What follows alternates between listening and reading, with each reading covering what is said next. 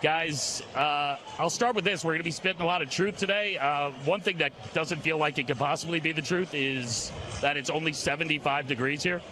Does it feel like we're on the surface of the sun? It's very hot. Yeah, B's had an umbrella before. I got a picture of it just to prove that he did it.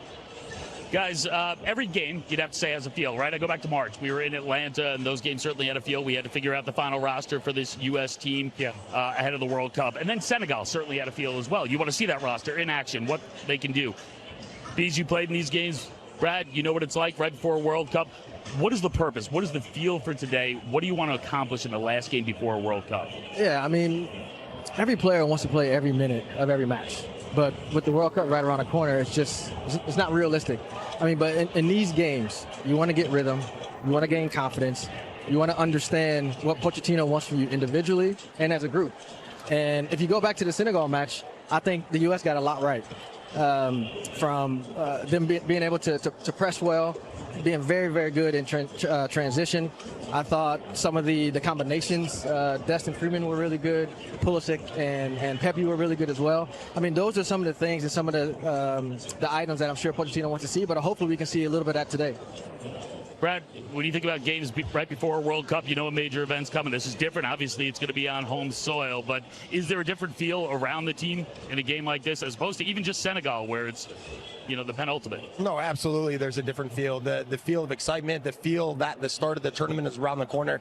The guys will know that they have to take care of business today. They have to, you know, Bees, you touch on it, the togetherness, the cohesiveness on the field with each other and understanding responsibilities defensively and on the offensive side of the ball. And I think with a performance like today against a really tough Germany team, it allows for that confidence to then grow and go into a game like Paraguay in the first game of the World Cup. You go back to the Senegal game, it feels like they did already accomplish something, right? Yeah. You get Pulisic feeling a sense of relief, but you get a much-needed win against a team that's a top 15 team ranked by FIFA. I think the most important thing we saw was a combative urgency from the opening whistle. You go back to the March window, and when you put into context the games and the substitutions allowed, and then ultimately the result, it became this kind of moment of insecurity for a fan base that was looking for glimpses. That was a continuation of what we saw last fall. I thought it was fascinating talking to Tyler Adams and Tim Weah yesterday afternoon during training, and their experience in Qatar, where they were bright-eyed and bushy-tailed and didn't know what to expect, and now they're better prepared for this opportunity this time around. So a huge test against Germany, but the unique balance of avoiding injuries as well as preparing whatever the context looks like for Mauricio Pochettino and his staff. To Brad's point, Paraguay in a week's time. Kyle, biggest takeaway from what happened in Senegal?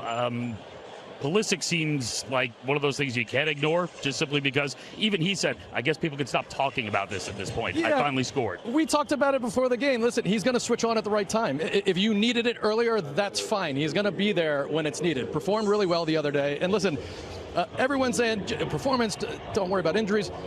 Winning is directional. There's an inertia about winning.